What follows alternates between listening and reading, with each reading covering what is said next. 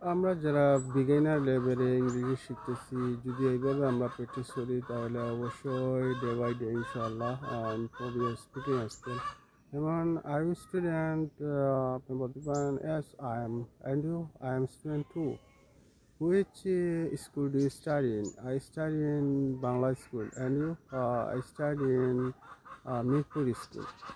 Which college do you study in? I study in MC College. And you?